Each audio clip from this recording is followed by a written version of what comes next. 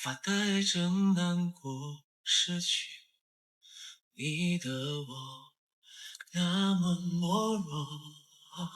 Hello everybody，大家晚上好，我是我的兄弟刘宇宁，欢迎各位。梦想很想小到能够陪着你就好，可是我又没有能力办不到，陪着我就是煎熬。说我们不要那些远大目标，有你在的地方就好。是我胆小，就连回去的车票也凑不到，一次次都推开你，忙到忘记我忙碌的意义，只想把最好都给你，却忽略了你无声的叹息。是我没出息，所以只能靠努力。是我没勇气，都丢了最好你，整个房间空空荡荡。你们辛苦了啊，我不辛苦，我还行，我还行，我辛苦是应该的，应该的啊。时声滴滴答答，安静的很可怕，思念无声，是给我的。是不是现在有很多朋友正在聚会呢？朋友们啊，现在是不是在那个各个什么餐厅已经就位了？有吗？在地铁上？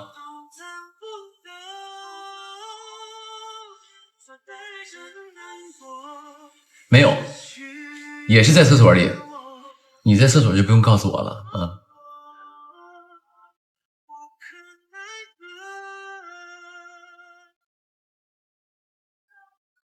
没票在家呢，没票在家，你在网上不也没停着看吗？不也一直在那刷视频吗？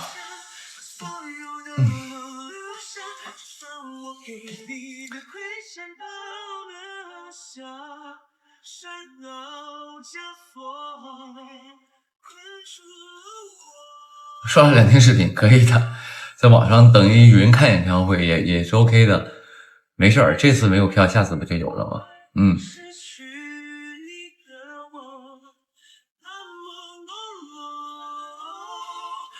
一直等我直播呢，哦哟，谢谢，辛苦了。你怎么知道我会直播？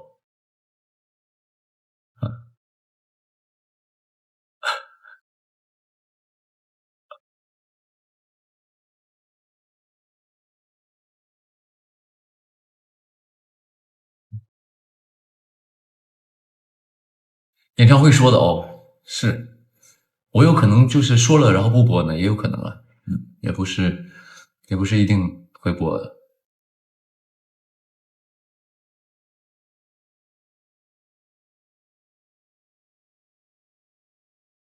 有朋友终于蹲到我直播了，那也没有那么的难，也没那么难嘛。我经常播，然后再一个，我可能像这种卫生间式的直播，可能就没那么精彩的，不像我平时那个在家的时候，那个设备比较齐全，然后声音什么的比较好，这个就可能就是凑合看啊，这属于就是那种彩蛋式的直播，小花絮啊。因为我对我直播这一块就是要求非常的高啊，这不无论是工作也好，任何东西就是只要我干了，我对它要求就非常高，这一定得像那么一回事啊。播的怎么样先不说，设备一定得顶一顶。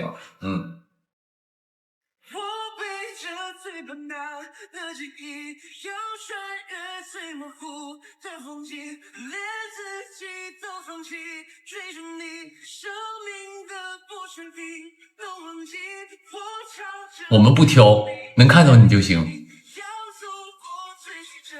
你们这是给杆就爬呀！我说我直播不太好，直播比较的那个简陋。你说没事没事啊？也就你的意思是真的很简陋是吗？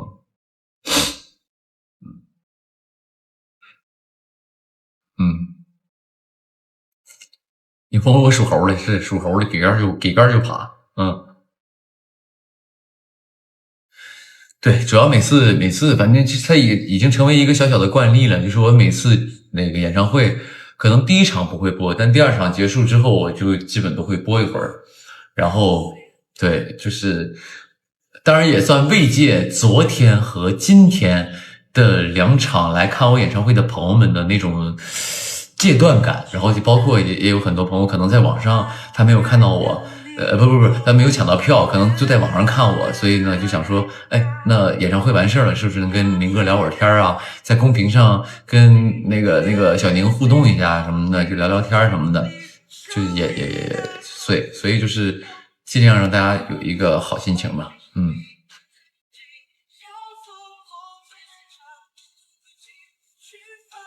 有朋友戒断不了，那就意味着我白播了。那我拜拜各位，晚安，拜拜。没有用，没有用。有朋友说快点，明天还上学呢，什么玩意儿快点？你在说什么玩意儿快点？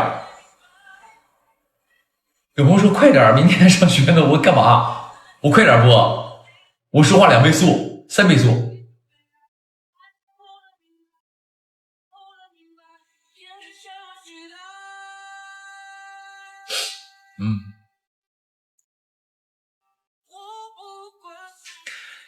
在深夜的直播主打的是一个陪伴啊，主打一个就是那种午夜电台的感觉啊。有朋友说要不去鸟巢开演唱会，我开不了，没有那个自信，票卖不出去。再一个，我去年的时候其实我跟大家说了嘛，想在鸟巢开一场了，然后但是去年场馆都已经满了，没有那个机会了，包括今年的场馆都满了，鸟巢那个场馆太火爆了。你不提前预定就不太行，就不太行。而且我不知道，就是开的话，因为我很多歌都以情歌为主，那种摇滚的歌或者快歌比较少。我开场的话，我就觉得那个气氛，在一个体育场里面，我唱情歌，我就觉得有点难受。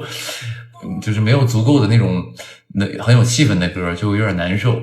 所以，而且我觉得管起码它的那个视听效果会好一些啊，它的视听效果会好一些。场也 OK， 但是我觉得肯定是赶不上管的。我是觉得就是它有一个，但是场的气氛会更好一些，因为人多嘛。人多，你想想几万人喊和不到1万人喊，那个是区别是很大的。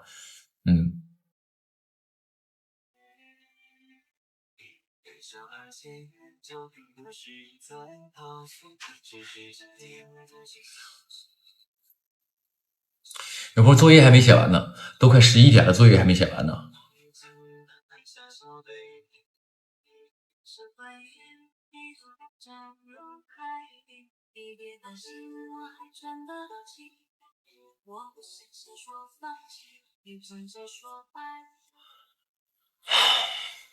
今天妆造好看，就是有什么时候是一般的。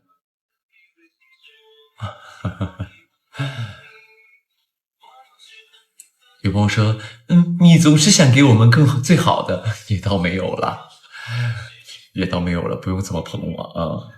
没有，只是说我现在就是心态就是干任何一件事儿都希望能在我认知范围内做到最好啊，只是做好这件事就可以了，其他的都不重要了。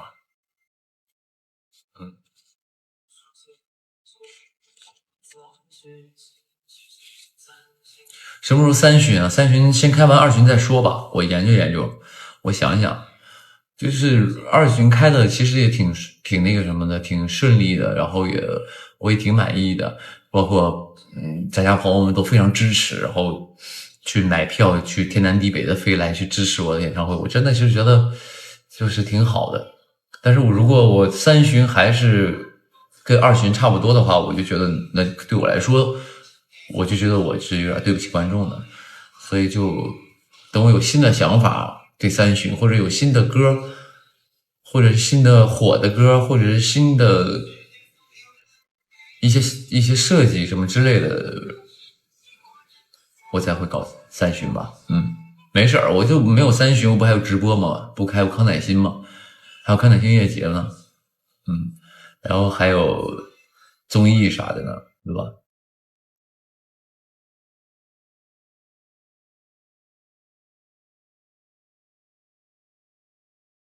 几巡啥意思啊？那这个朋友可能是不太懂几巡，巡就是巡的意思，就是巡回演唱会。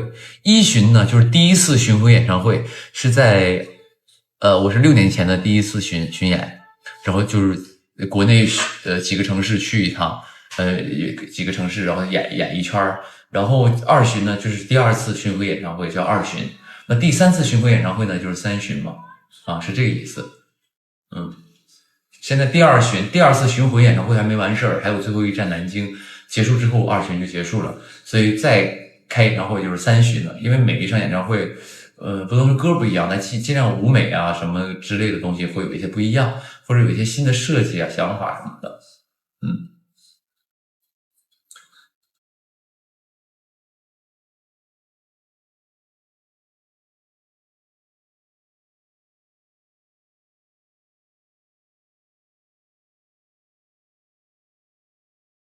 不能多加几个城，没有，就是跟城市其实没关系啊。我这人吧，就是我可没有不就再说吧，这个我们不聊这个了啊，因为我这就是先巡完再说。嗯，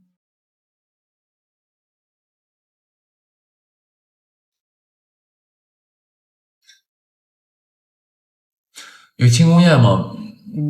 本来是应该有的，但是我有点累，所以我就不庆，我就没弄，我可能是南京完事要庆功宴一下。嗯，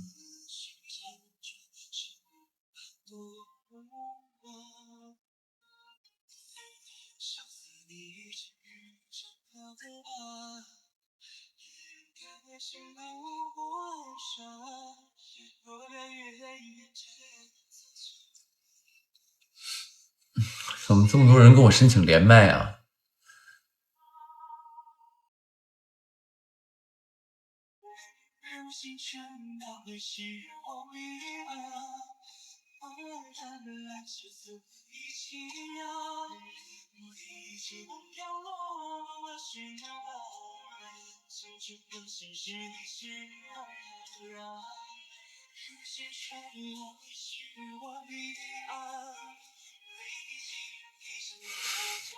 很多朋友要跟我连麦，不是问题，我跟你很熟吗？你跟我连什么麦？有病啊你啊！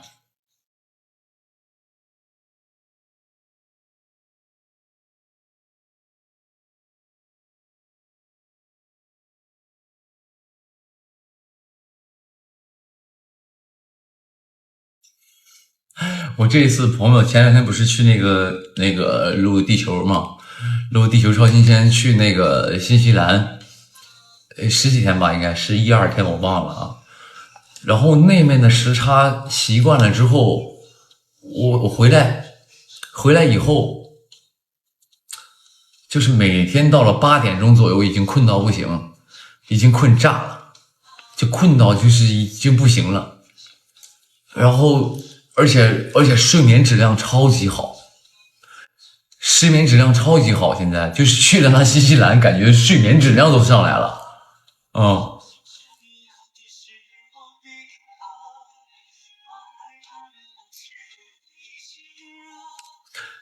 而且每天早上就是你哪怕你回到国内，每天早上9点基本就醒了，因为我们在地球录地球在新西兰的时候录地球那个每天开工就是9点起来化妆，直接10天给你养成一个生物钟，到了9点，你看我们那个地球团那个群里就说，哎，各位起床了吗？各位都我看里边那些他们都起，就是全都是9点钟就起来了。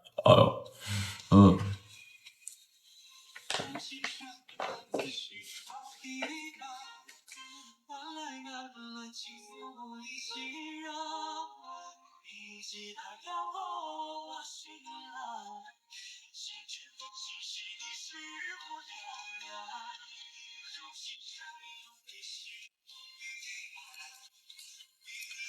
有朋友新西兰录制开心吗？其实挺开心的啊，因为可能，第一是啥呢？第一是我可能，因为你们也知道，我很难去，很少有时间去出国玩嘛，就出国嘛。包括我之前自己可能没有综艺的时候，我也没出国玩过。然后这次能够跟剧组去新西兰去溜达一趟，这个是我没去过的地方，然后去玩还挺开心的啊，因为你能看到很多你看不到的风景，然后一些生活状态啊，然后那个包括一些就是一些什么牧场啊这种，平时你可能不会去，但是你在那个节目的安排之下，你就会去到那个地方，就会去看牧场也好，或者看什么蹦极呀，看什么乱七八糟那些东西，你就是你会觉得是新鲜的，然后你的感受也会觉得很好玩啊。而且这一次录制，因为录制的那些嘉宾们都很熟了，都已经熟了，就不像去年录的时候可能还有一个磨合期，但今年去了就不用磨，直接上来就是特别熟练，然后大家信任感产生了，然后整个的录制过程当中就很顺利，开玩笑呀，然后闹啊，然后互相的就是以综艺效果的那种方式去讽刺啊，或者是针锋相对啊，就会很多，然后就是那种不是说讽刺啊，就是开玩笑嘛，就是那个在节目里调侃嘛，对，然后就会整个的那个录制就会很顺利。反正我会觉得今年录的内容会比去年有意思，对，因为你自己录完你就知道这一趴好不好，好不好玩，好不好笑，对，就是会感觉今年大家的状态都很好啊，都很好，然后而且每个人都发光，每个人的点都很，就是很独特，发光发亮，都很棒啊。所以今年我觉得地球今年应该会比去年好看啊，去年当然已经很好看了啊，今年我觉得我个人认为啊，可能也是因为是我参与的项目，我都会觉得它好，然后今年应该比去年还要好看啊，我是这么认为的啊。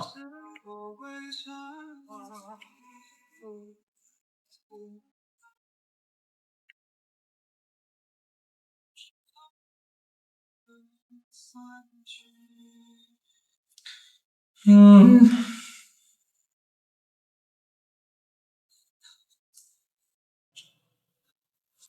你问问滑翔伞好玩吗？其实那个没有，那个剧组很照顾我。我们那天因为去新西兰，其实那个地方主要的玩的东西就是一些极限项目嘛，比如蹦极啊，那种峡谷大秋千，然后还有那个滑翔伞、什么跳伞这些东西的。然后之前就想说，那个我是不敢玩这些东西的，因为我跟大家说过，我说瞬间能让我去世的东西，我就基本都不玩，特别怕死啊。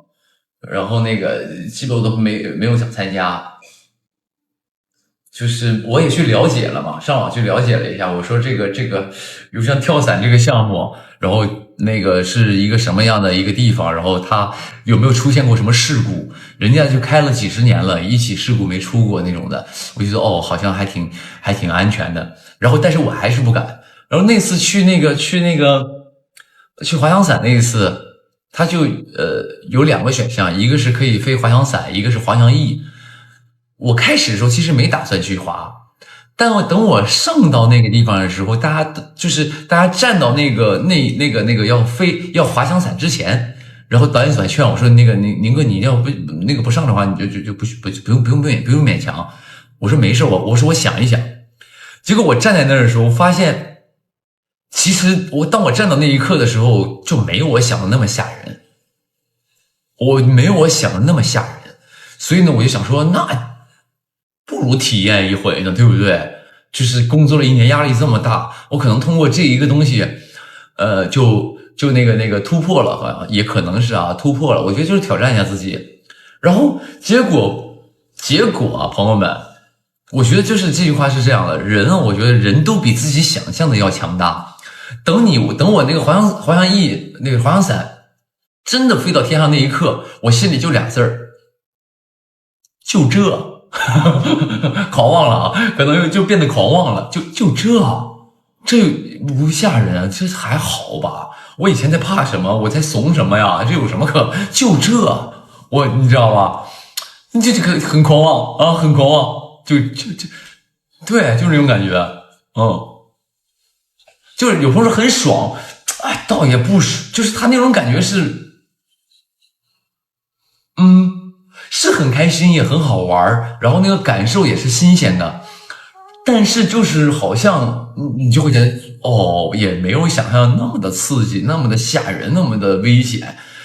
就是两个字，就这，也当然就这个是有点夸张，有点狂妄了啊，就是觉得没有那么的恐怖，没有那么的吓人，就还好比我想象的其实我觉得好太多了啊，比我想象的好太多了，没啥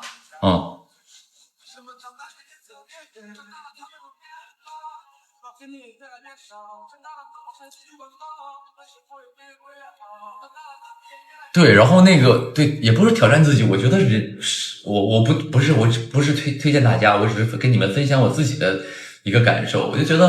我觉得有的时候你可能要逼自己一把，可能你会感受到的东西就会不一样。你可能认为自己不行，但是可能在你认为安全的情况下，或者在你就是有一句话叫富贵险中求嘛，富贵险中也不是富贵险中求，是那个意思啊。就有的时候你可能超出自己的安全感一些，你可能会收获不一样的感受。那当我飞到这个滑翔伞之后，我觉得好像还行，就这样，就也没多吓人。而且你发现了一件事，就是你飞到天上那一刻，你的英文都变好了。我在天上，就是我其实完全听不懂别人说什么的一个状况，在天上那一刻，我觉得我被打通了，我直接跟那个跳伞那个人，我俩就沟通对话。直接就对话，哐哐就是聊，哐哐聊，就是，但是我都是单词性的啊，我都是那种单词的啊，就是他就问我，Are you okay？Are you okay？就是意思你应该还行吗？他就是有点瞧不起我，他就是因为我当时表现的有点怂，他以为我不太行，他就 Are you okay？就是也不是 Are you okay 吧，就是意思就是你害怕吗？然后我说No, I'm not scared。就这，没有也没有就这了，反正就意思就是，瞬间感觉就是英文哐哐的，就是感觉你那一刻你的这个神经都被打开了啊。你挺 OK， 他问我 Are you OK？ 我说我挺 OK， 我挺 OK。然后他说要不要给你来点刺激的动作？就是他有一些那种旋转啊那种的，我说 a little， 来一点尝一尝。我说 a little bit 来一丢丢给我尝一尝。然后他就来点那种稍微滑翔伞左右一拉，他就旋转一下嘛。我说也挺 OK， 也没什么事儿。I'm not scared， I'm 这个就是非常的strong。就是反正就是挺好玩的，感受了一下，挺开心的。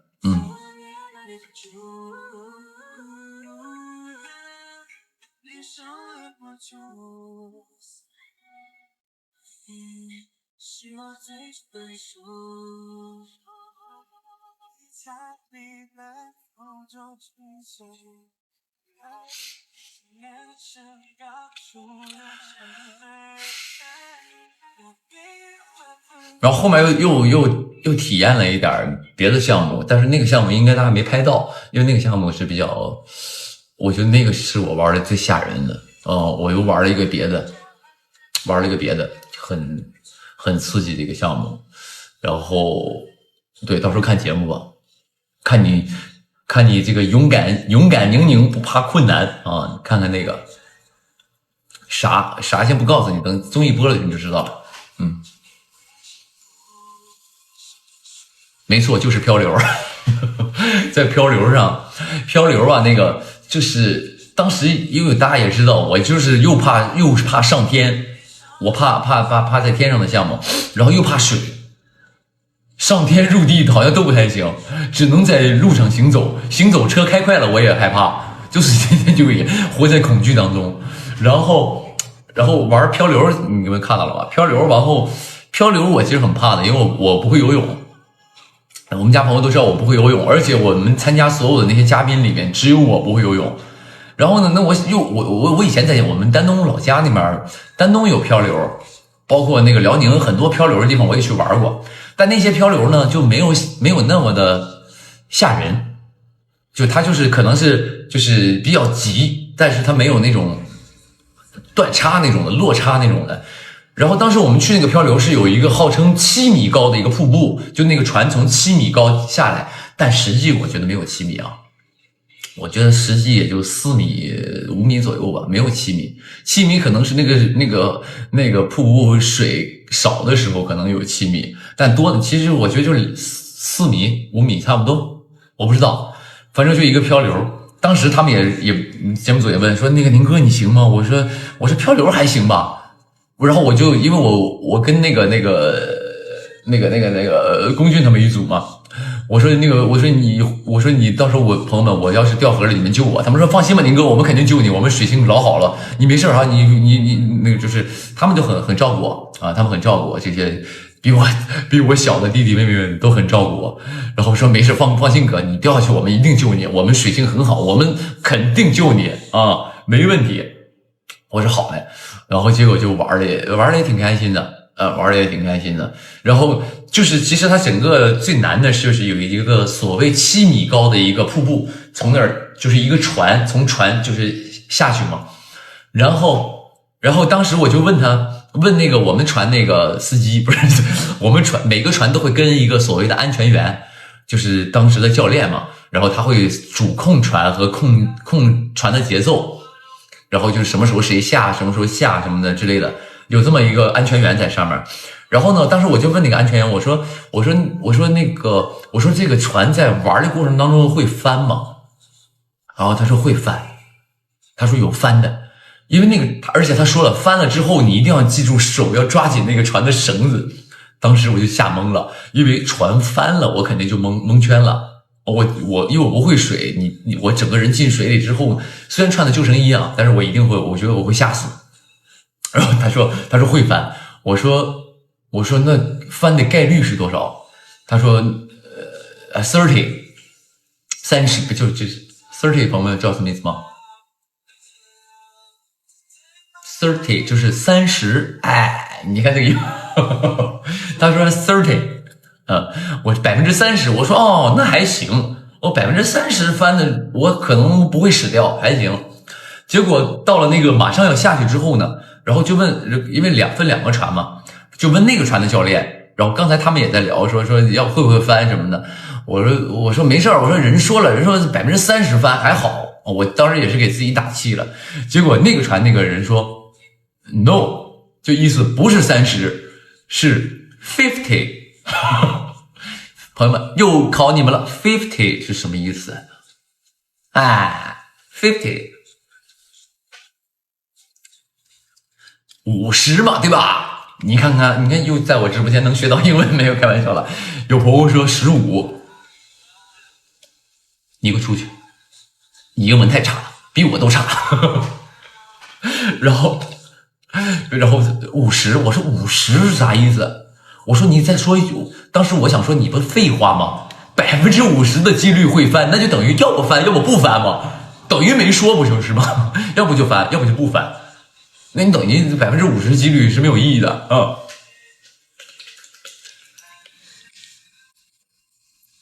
然后后来就下去了就还好，没翻啊，活下来了。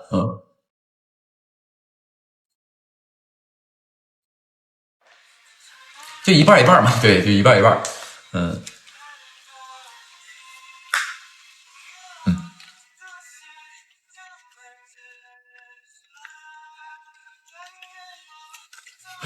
这个就是这个50%这件事，我特别想吐槽，因为我有的时候拍戏，然后就会有一些台词，就是说这件事如果办成的话，大概有几成的把握。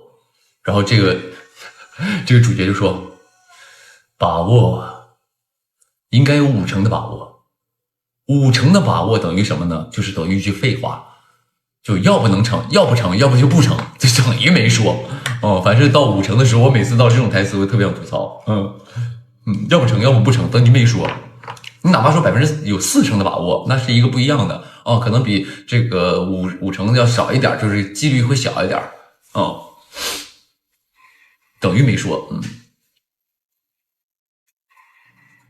也就是一艘翻，另一艘不翻。对，当时就是在想这个东西，因为我们先下的，不是说50%的概率那个船会翻吗？我们那个船下去之后没翻，我就说完了。如果是50%的概率，我们这船没翻，他们那船会翻吗？然后于是我们就很期待他们翻，因为那个相对其实是安全的。当你下来之后，你会觉得那是安全的，就没有那么的没有气密啊，就是，当然它是号称气密啊，就是我觉得是没有气密的，也有可能是恐惧抑制了我的大脑思考，可能对距离的衡量都出现问题了，所以就是，没，他们也没翻啊，也没翻，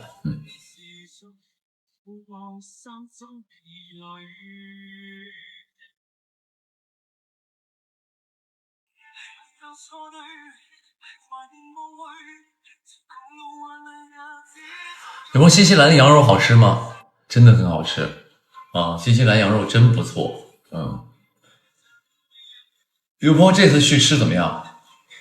我觉得就正常，因为我吃西餐确实差一点啊，我确实是不太喜欢吃西餐，然后就还行，我觉得比上次吃的感受会好一点。为什么？因为我可能之前对国外的吃的没有什么那个概念。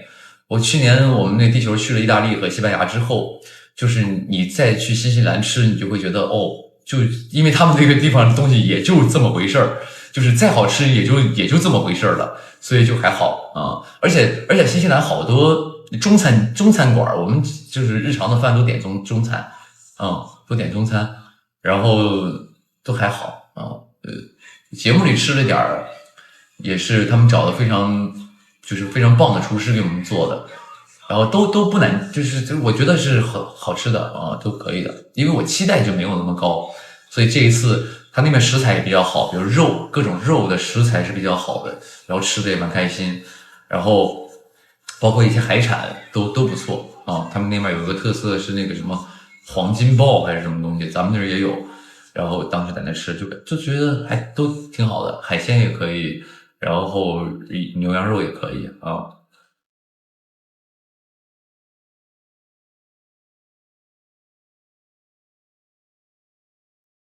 我下厨了吗？没有，没下。本来想给他们做点东西吃，但是我们节目就是录制，第一比较匆忙，第二呢，他们已经准备的都很丰盛了，我就寻思我也别折腾了，因为录一天也挺累的，我在忙活做点东西我会更累啊，所以就后来也没做啊。但还是对那面就是那面就是我觉得挺好玩的啊。新西兰这次去感受还不错，感受不错。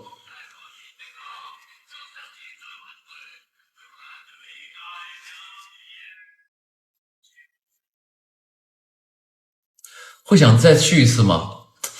是会想再去的，就是我去过的那些都想去玩，比如说去待几天，我觉得是 OK 的，哪怕待一周啊，待半个月什么的，我觉得都是挺舒服的啊，因为你可能那面就是人比较少嘛，人少，然后就是对，就是去那边待一下，我觉得会很舒服的，是会想去的，就去不去都行，也不是去不去都行，就是去也行，不去也行那种的啊，嗯。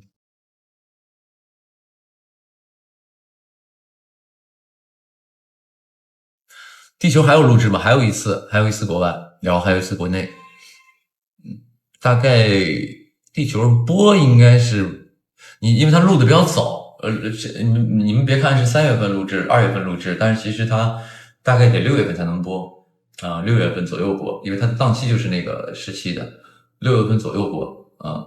为什么这个时候录呢？因为只有这个时候那个大家的档期是有的，大家有档期，后面再找时间录，大家你想想这剧组这些人，地球超新鲜里边这些人都很红的朋友们，都是大明星，都是大明星啊，所以就是凑他们的档期是很难的，就在过年的时候把这个档期一凑，大家出去一玩就挺开心的，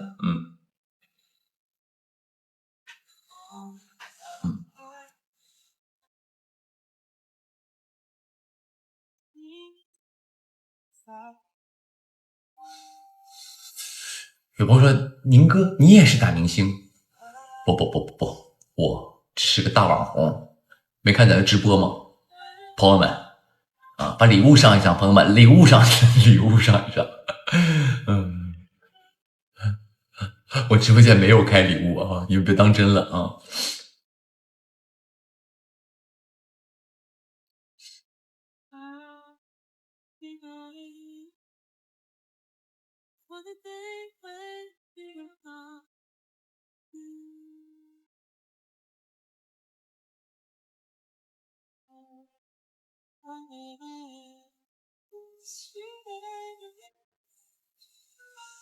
新的 title 喜欢吗？还行，有心了，各位，只能跟各位说有心了啊。我看那个他们说那个演唱会总有人拉群，我说那演唱会拉啥群啊？然后结果是在里面开会说，可能是我预想啊，是很多朋友说那个进到那个演唱会群的朋友们，如果宁哥点歌点到你了，你记得要把这段话说出来哦。好像应该是这样的吧？哦，应该是群里给写的文本，点到谁了就要用这番话来这个称赞我，然后让我心情好。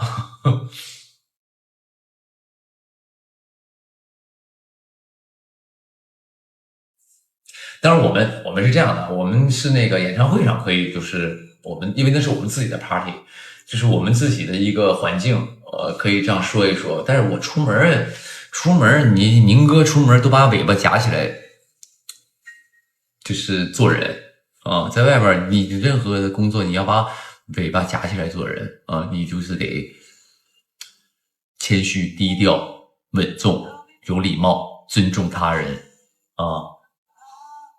主打一个口碑，低调，对自己的场子，你可以，比如像直播也是有的时候我总有朋友说，你看宁哥又开始了，他那个表情一露就开始臭屁了，因为我这是直播，是我自己的个人的场子，我可以随便，但是在其他的地方，比如像我录节目，比如综艺里，比如戏里，比如说任何有其他艺人在的地方，那我就是别太出挑。我就低低调调的啊，别招人讨厌。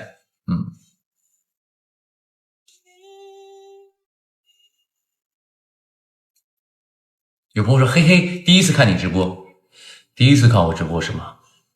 那如果此时此刻你还没有关注我微博的朋友们，那就关注一下我的微博，关注一下，下回没事半夜我给你们直播，然后聊会儿天啥的，就也交个朋友嘛，对吧？朋友多了路好走，交个朋友。”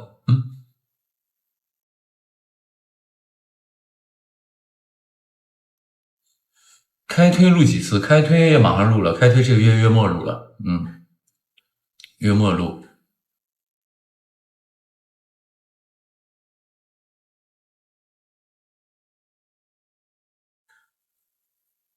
有朋友说心情这么好吗？你什么意思？你的意思就是我看到我的粉丝之后，我会丧着个脸，我不开心，我飘了，耍大牌。当然开心啊，就是因为第一次演唱会顺利结束了，然后也大家，我相信现场的朋友们也很开心。然后呢，而且确实感觉好像，因为我演唱会会很压力很大，其实我很累的，朋友们，我确实累，但是你没累是一定累的，但是就是你又是开心的，你觉得就是演唱会起码是开心的，你觉得有意思的，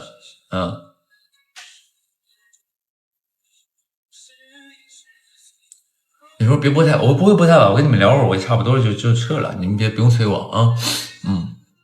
今年还会有音综吗？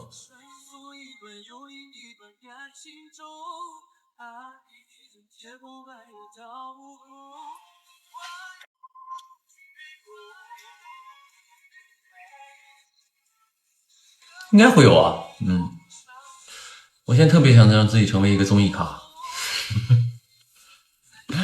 当然得，所以音综还是去的啊，音综还是去的。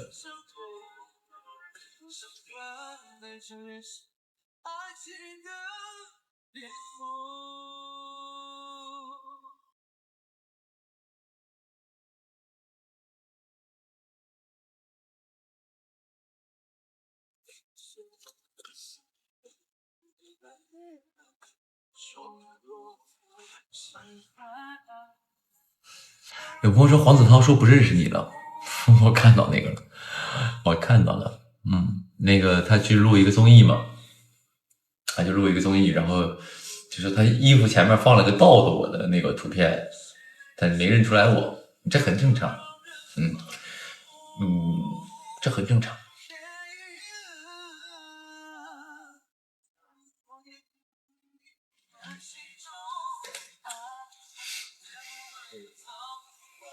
没事，那就是那个，因为那个角度确实谁也认不出来啊，不好，因为你那个没事儿，不过你也不认识他，我哪有那么小气？我没有那么小气。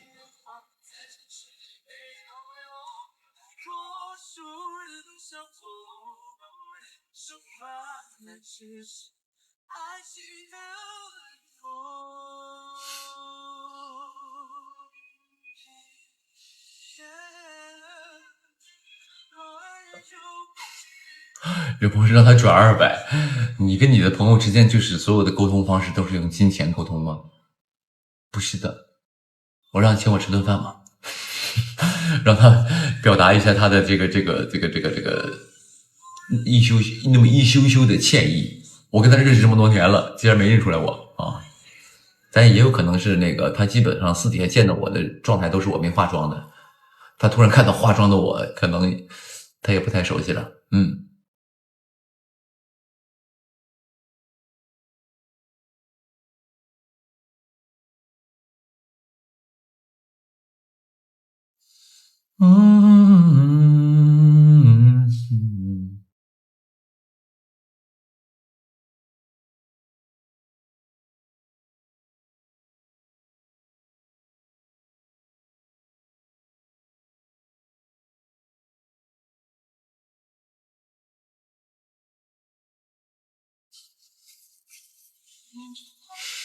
有朋友说我要把手机倒过来了，朋友们，你现在把手机倒过来，你看我都感觉很别扭，你都认不出来是我啊。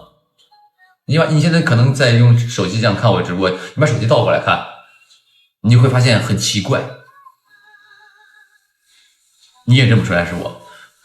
确实，你们自己感受一下，你试一下，你能认识出来是我吗？你试试，因为你知道是我，你有意识，但是其实你会发现，其实不太，就是有点模糊的，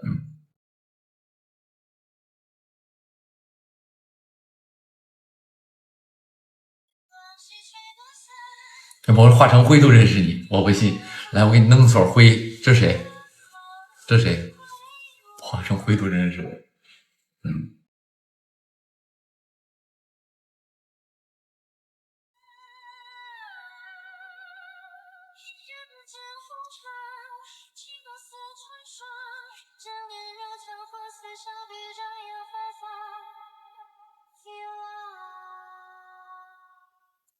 有朋友说倒过来更帅了，不能正脸看，是这意思吗？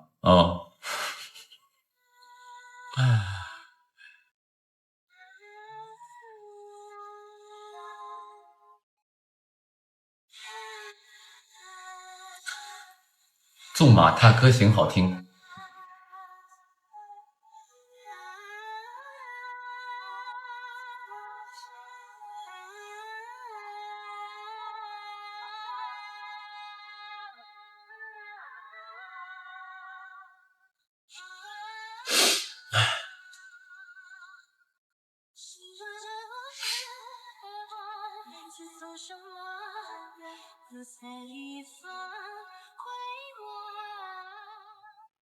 有朋友老大有消息说你去郑州开演唱会，我在这儿跟大家说了，以后你们在网上看任何消息都是假的，我只有南京场了啊，我只有南京场了，后面任何的城市我都没有了啊，所以有的要不洗号的，要不就是骗你票钱的啊，就我只有南京场了，这一巡只有南京了，对的。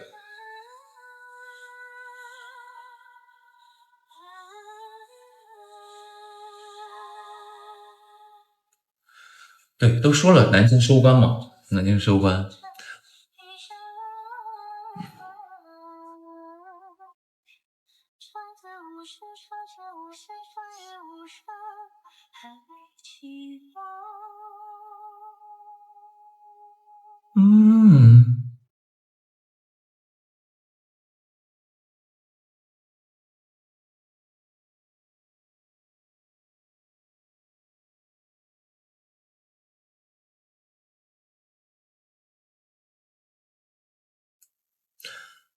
三旬，到时候再说吧，没事儿。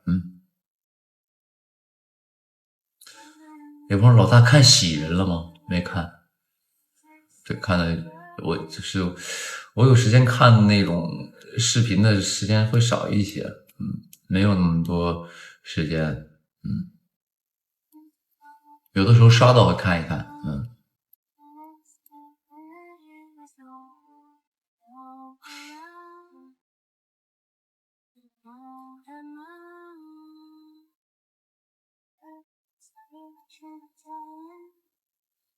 迪士尼10周年的歌好听，行嘞。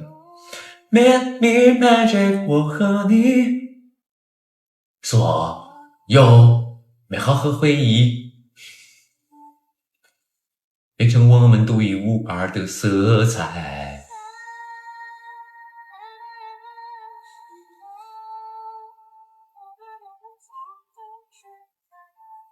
行嘞，当然也挺开心的。然后那个迪士尼上海迪士尼5周年的时候，我们唱了个歌嘛，奇妙的惊喜，这就是 magical surprise， 对吧？然后就是唱了一下，然后这次10周年又有幸去参与，我就觉得还挺开心的啊。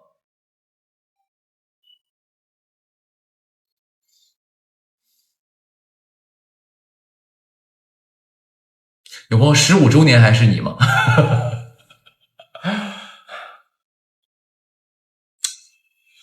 我觉得应该不是了。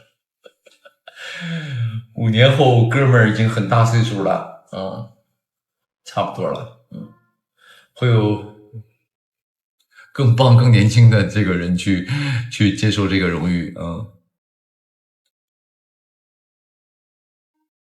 ，5年啊，朋友们，你们知道我这5年怎么过的吗？5年还真的是很快，上一次是5年前。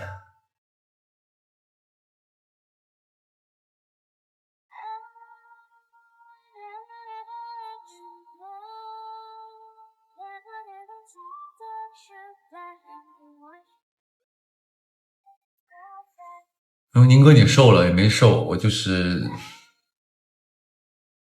其实没瘦啊，就是一直这样。今天把大眼开的多了一点，瘦脸开的多一点，所以你感觉就是瘦了，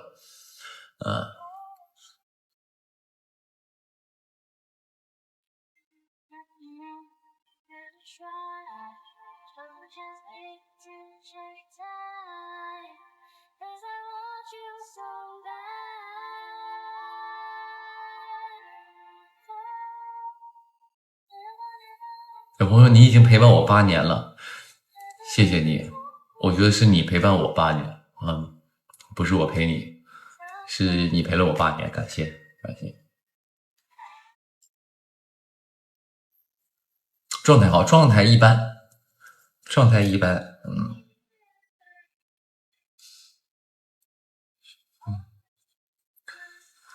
反正就是就没说嘛，我今天不说了嘛，就今年很多愿望都是希望自己就是能够身体健康，万事如意。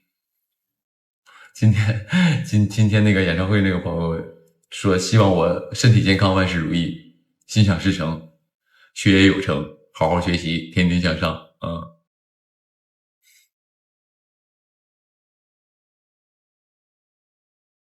给我拜年是，当然，朋友们，你们也是身体健康很重要啊！你们真的是，我觉得今年开始我也得，现在开始都吃保健品了，朋友们。以前啥也不吃，就是什么，我看很多艺人都吃什么维生素什么乱七八糟那些东西，都很保健自己。我以前从来不吃啊，我觉得麻烦。但今年自己出门带好几种药，就是那种有时候忘带了，我还让他们先去买那种，就比较的，就想说能好好的让自己健康一点，然后好好的感受这个世界，因为这个世界有你很多很多东西你还没有感受过，你还没有，比如说好吃的你还没有吃过，然后呢，很多地方你没有去过，很多东西你没有看过，很多事儿你没有经历过，我觉得就是所以你还是得有一个好身体，你才能去经历一切，看的一切，感受那些东西，你才觉得可能你活这一辈子，因为人可能也就只是不就是就几十年嘛，然后大几十年嘛，对吧？然后你能感受更多，就是你来这人间走一遭的，就我觉得就是值得的吧。嗯，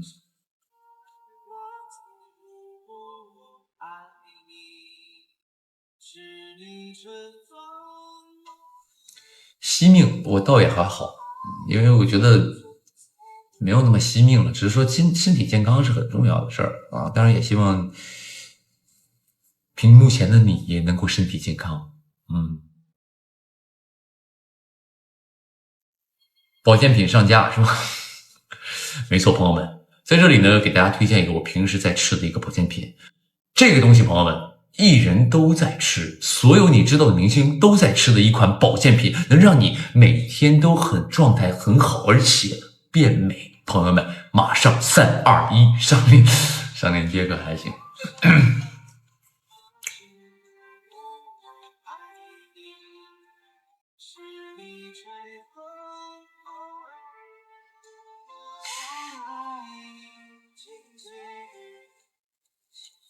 一会儿泡脚泡枸杞，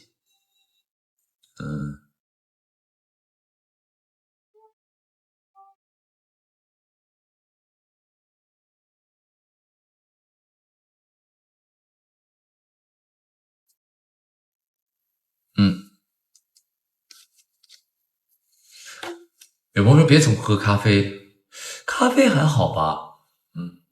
就是我是每天都得，我每天喝咖啡其实不是我喜欢喝，是因为我的工作，就是我也忘了是谁给我灌输的，说咖啡消肿。第一说咖啡消肿，第二说那个，但是喝完咖啡你的那个，因为它里边有那个咖啡因嘛，它真的会让你精神亢奋。所以我说你在工作的时候，你喝一杯，你真的觉得你的精神力会集中一些啊。但是就是我不是特别爱喝那个味儿，只是说有的时候你喝完之后，你觉得是一种心理暗示，你就会觉得状态好。你就包括我在演唱会，我演唱会下台只要是下去换衣服，我都喝2口咖啡，感觉就是它是一种心理暗示。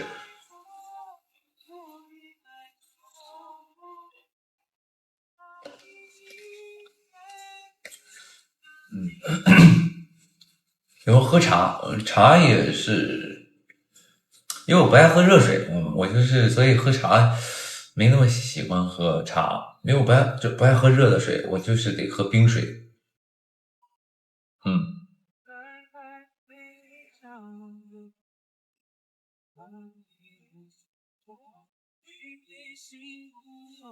冷萃茶是吧？嗯，但是我喝茶有的时候，因为有的时候我是这样的，因为我吃东西有的时候是吃的比较少的，我记得我几次都是喝茶喝到难受，就是也不算喝茶吧，其实也不是关茶，就是我记得有一次特别难受，是因为我在横店那个地方有一家是卖那种奶茶的，他家那个奶茶是港式奶茶，就是里边茶的成分很高，然后我那天就喝了一杯那个他们那个奶茶，喝完之后给我难受的呀，我都快死掉了那种感觉。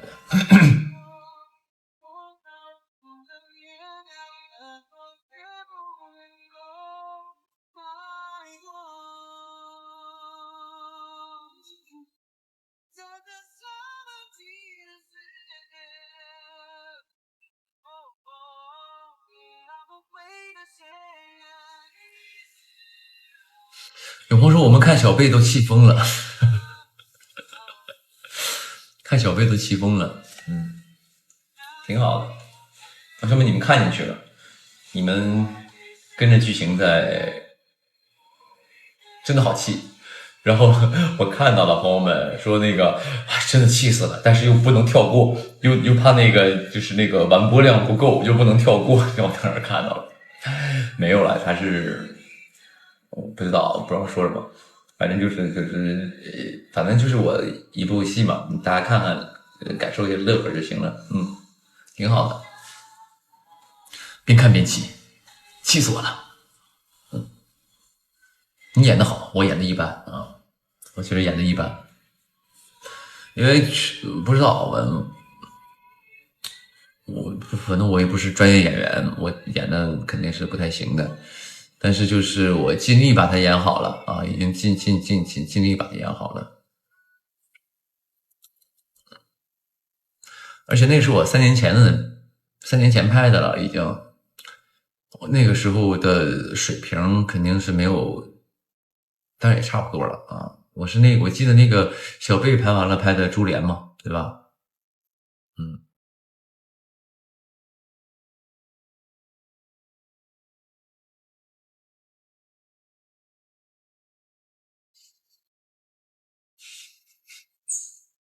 反正顺利播完了就行，就挺开心。就是我怼脖子真难受，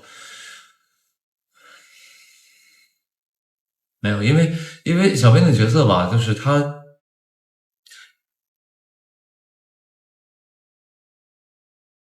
就是一个很完美的一个人，就相对完美了，在那个剧里算是一个好人啊，算是一个完美的人，所以相对完美，相对这个词，对，所以就是其实没什么，其实我最怕的就是他没有存在感，所以就尽量给他加了一点小小的人性啊，就是生活一点啊，让他觉得就是真实一点嘛，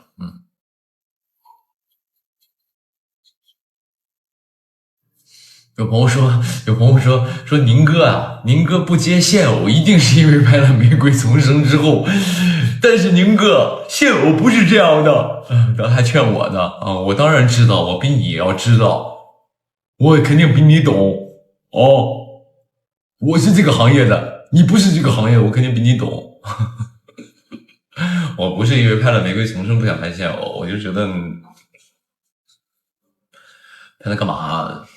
我不喜欢，个人不喜欢啊。有被伤害了没有？其实没有，那个戏拍的其实很顺利，也很开心啊。那戏拍的很开心的，也很顺利，跟那个剧组合作啥的都很顺利。跟导演合作，然后也从导演身上学到了很多东西。我觉得就是因为我当时之前说了嘛，为什么接这个戏？首先也是很好的一部剧啊，对，所以就是去学习，就是去学习为主，真的是在学习啊！看了很多东西，包括其他演员的表演，也学了很多啊，包括其实每一个人，其实我就是这个东西是很神奇的，就是打个比方，我刘宇宁演小贝是一个状态，那别人去演小贝，我相信又是一个别的状态，就每个人演出来都是不一样的。那有没有对错呢？没有对错，就是反正就是因为当你看到别人怎么演的时候，比如说，就像我有的时候我在看一些剧本的时候，我会觉得哪个角色很好，哪个角色很好，我演的话我会怎么演，或者我有几种演法，我有几种处理方式，或者是我给他怎么搞，我会有一些我的思维。但是你进到剧组之后，你只能演你自己的角色呀。然后当你看到别人对那个角色的那个处理的时候，那因为他是他的理念嘛。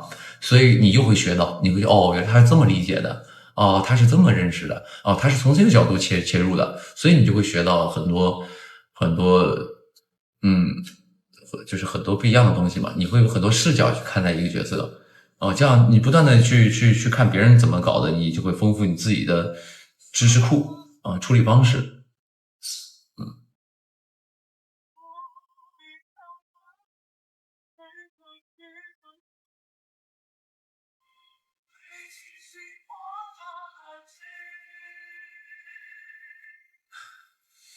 边演边当然一定得学习啊！这个学习不是，但是我一般我学习的方式都是那种小聪明，我不是那种潜心去修炼一件事儿的，我都用小聪明快速的去掌握一件事儿啊，用我自己的方法。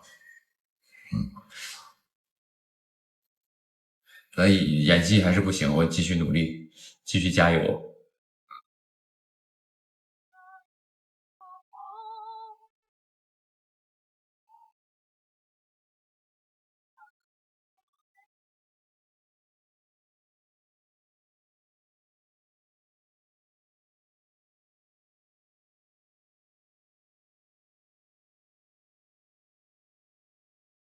嗯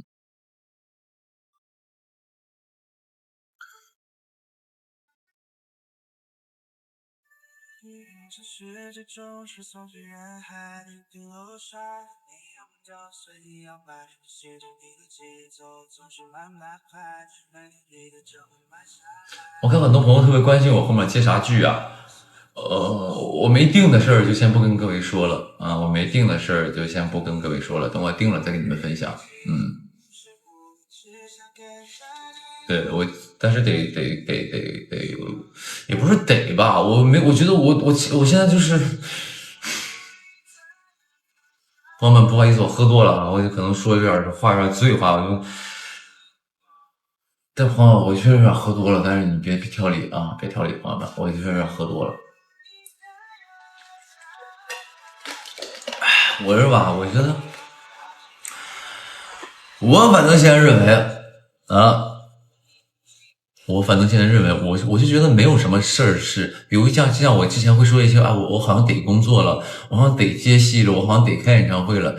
我突然间现在觉得我为什么非得去接戏？为什么非得开演唱会？为什么非得工作？就是我会反而会这样的，我是为了工作而工作吗？难道不是因为我喜欢它吗？难道我这件事儿我演唱会我开了，我是因为我6年没开了，我得开了吗？或者说我觉得，哎，我就好像2年没进组了，我得进组了吗？这个得是什么意思？这个是谁规定你得这么做的？我觉得我不得，我就是这样的，我没有什么就必要我一定得做的事儿。我是觉得，否则那我得活到没活到否则我觉得那我工作的意义是什么？我工作的意义就是为了能够选择我的工作，在我想不干的时候就能不干，在我不想干什么的时候我就可以不干，这才是我这么多年说努力工作的想要达到的目的。努力的工作不是为了得到更多的工作，而是想干的工作，能得到想干的工作，或者不想干的工作我就不干，这是我努力的一个目标。就是我有的时候也会自我矛盾，我就想说，哎，我好像这个男演员抠脚网我已经抠了很久了，但是我觉得好像得进组了，那我就觉得我为什么得进组了？我难道是因为我抠了脚太多了，然后我去一个我不太喜欢的东西吗？或者我没有那么的想去的一个东西吗？我有时候会扪心自问，我就是叛逆少年，我就在问我自己啊！不说了，朋友们都在酒里了，来，干了啊！干不了，留一口啊，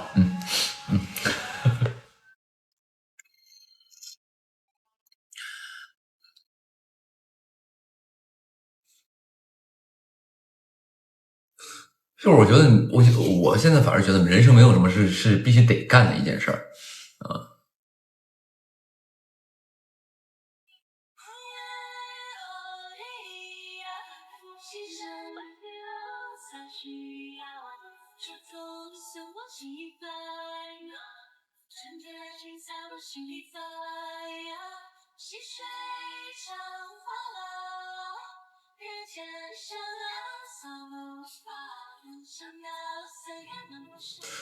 对，就是我一定得找到一个，比如说我无论是开演唱会也好，或者是接综艺也好，或者是拍戏也好，我一定要找到一个我要的东西是什么。我去到这个剧组，我去到干这件事儿，我要的是什么？我能不能得到这件东西？比如像我为什么去地球超新鲜，我就是因为我们基本没有什么出过国的机会，我也自己也没有那个心思出国，说出国去看看去旅游什么的。但是正好有一个综艺可以去出国去旅游，又能跟认识的朋友一块去，然后呢又比较靠谱，那我就去了。我去了，其实去地球超新鲜对我来说就是玩，就是放松。哦，我知道我干这个工作，我去录这个综艺的目的是我就是为了去放松，为了去开心，我可以得到我可能没有见过的见识、见闻和接触到可能以前没机会接触到的人，从他们身上看到他们的一些举动行为，然后让我增长知识。我是这样的一个人。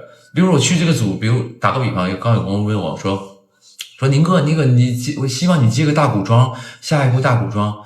OK，我觉得也可以接，比如说接古装戏，但我得知道我去了为什么。如果它就是一个我认为的，就是我认为它是一个对我来说很正常的一个古装戏，我去接了 OK，那我拍了 OK，拍完之后，然后咱往好的说，这部戏那个打个比方，我这部戏拍完了，然后呢在平台播出了，它又破万了，又能怎么样呢？对于我来说，对于我个人来说，又能怎么样？破完之后我能怎么样？我能再多2个综艺，我能再多2个代言，我能在晚会上座位靠中间一点，这些东西对我来说没有什么意义。然后 OK，那就说再说，那比如说我拍了一部古装戏啊，又那个什么，又那个，就是我不是说不喜欢，只是说就正常，我再去做了这件事儿，然后播的又没破万，那又怎么了？没破万怎么了？我干不了这行了。所以就是对于我来说，就是让我去做这种重复且没有新鲜感的事儿，我就觉得我不知道吧，我个人是不太想做，因为我觉得没有意义。对我来说，它只有消耗我的时间。就是我 OK，我再拍3部戏，我打个比方，我再拍3部戏，3部戏 OK，又有2部破万了，又能怎么样？我要的是这些东西是我的最终追求吗？我觉得前面确实是，咱们不谦虚的说，前面确实是，前面没破万的时候，确实就对这个东西有执念。我对破万那件事有执念，但是还好我命好。第一是我命好，第二呢是我粉丝确实给力，你们给力，让我很快达成了这个3平台破万男主。当你达成之后，你就会有一种感受。当然之前确实是确实是破万，但是就是我跟你说，但是我什么时候改变了这个心态？我告诉你朋友们，书卷一梦，书卷一梦播完之后，我就觉得破万这件事儿，对于我来说，就是你知道吗？就是就是没有对我来说没有任何的执念和任何的想法。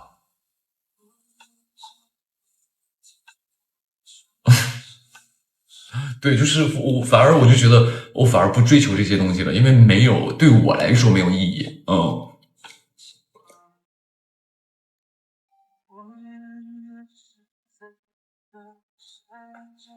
你玩飘了，你可以认为我飘了，但是没关系。就是所以我想说，哪怕我后面接戏的话，或工作也好，我只接我觉得有意义的事儿。比如像开推，马上开推月底开始录了嘛。开推对于我来说是一个很特别的存在，因为它是我第1季就参加的一个综艺，然后呢，其实中间很艰难的2年没开嘛，然后后来终于开起来了，然后又加入了那个节目里的新的朋友，又跟他们成为了朋友，然后成为了很好的朋友，然后又有情感在那儿，对那个节目其实是有情感的，然后又到了这一季又录了。可能有朋友会时间不太行，就不参加。但是那个节目对于我来说，它是我的一个，就是我不能把它当做我自己的节目，但也差不多。就是我就会觉得，那起码人家邀请我的话，那我就算这个节目的，就是怎么说呢，成员之一嘛，我就会这样。然后，而且他那个节目录的过程当中，我会觉得挺有意思的。他对于我来说，是我可能1年也不会去玩一次剧本杀，玩一次密室逃脱之类的，但是我在那个节目当中我可以玩一次，而且跟这么多熟悉的人、好玩的人一块玩，又能就是怎么说呢，就是很专注到一件事儿，然后又能成为所谓的作品，我的这些朋友们能看到，他对我来说也是个工作嘛，对，所以这个开推就是这样的，我会开心，我去录这个东西的点，我知道是什么，我就会去，包括戏其实也是这个道理的。这个戏，比如说我看了那个剧本，我觉得不是我拍过的，或者是我在市面上见过的，因为当然也没有什么太新鲜的东西，因为电视剧这么多年能写的能拍的都拍了，该写的都写过了，该拍的也都拍过了，就是颠倒顺序排列组合嘛。但是你就是如果再让我去做重复的事儿，我绝对不会做的，就是我觉得没有意义啊，对于我来说没有意义。但如果此时此刻跟我说拍一个二念关山，我这人是这样的，比如说跟我说拍二念关山，我会去，哪怕它是一个重复的事，对于我来说我会去，因为我觉得那个是属于我的一个东西比如说拍书卷二梦，哎，我会去，是吧？比如说拍那个珠帘玉幕之燕子精没死就这种的，哎，我会去，我会去参与，是这样的之燕子精没死，被救活了，医学奇迹，叫珠帘玉幕之医学奇迹就是可以的，我会去拍的，我就也义无反顾的接包括折腰这次折腰二部叫重生之折腿儿，就是这种的，不知道，反正就是类似，就是因为我会去参与的这种的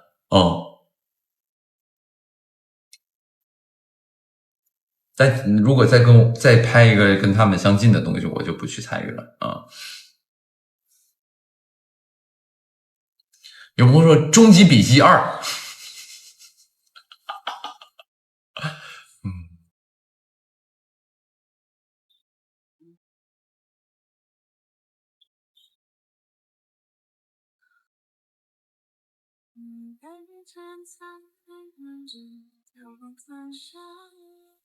有朋友说玫瑰再生，玫瑰再生的话，我考虑一下。都在酒里，朋友们都在酒里玫瑰再生还行，没有，因为什么？因为戏份太少了确实戏份太少的戏我就不拍了因为使不上劲儿的感觉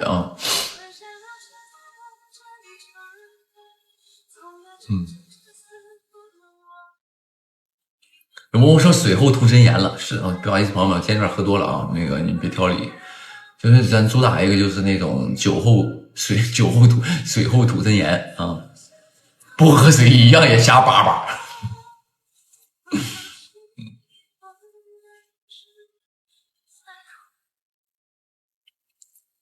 醉水了，朋友们，醉水了。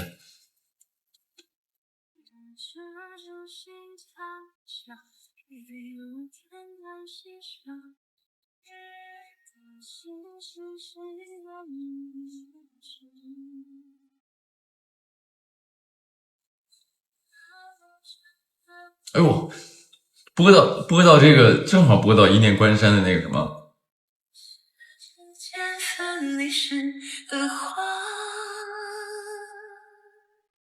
等待着，等不来，两个人依旧在夜场，等待着。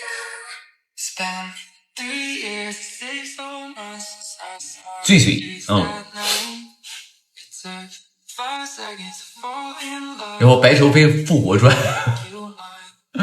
白愁飞白愁飞这角色，哎，我好像，热血少年是演的反派，然后白愁飞演的反派，我好像真没演过反派，是不是？是吧？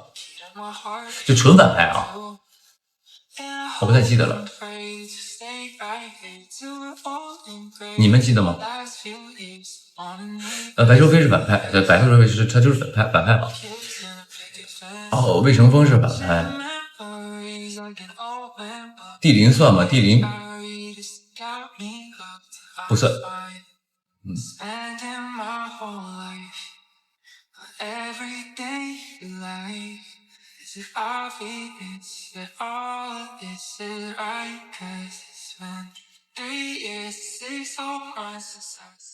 然后其他的可能都是演的那种像反派的那种男主，就是你看那个魏少也好，南恒也好，南恒也好，李世乐还行，他们看起来都不像好人不像什么好人那种的。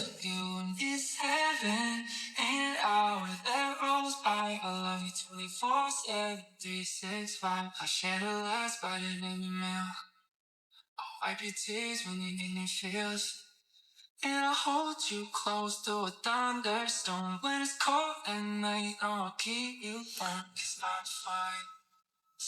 卓不凡不是反派，卓不凡是正派，就是在那种乱世之下，各自的生存之道嘛。他其实没有那种说一定说伤害别人的。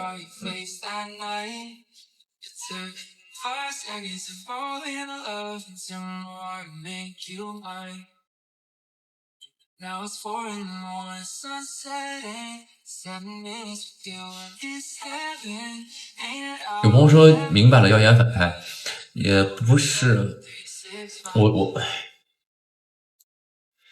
你别打听了，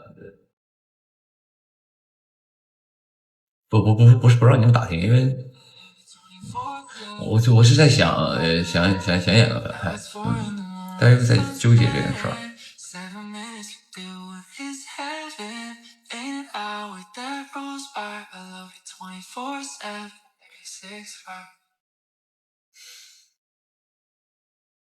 骆明熙也不是反派，你们说啥呢？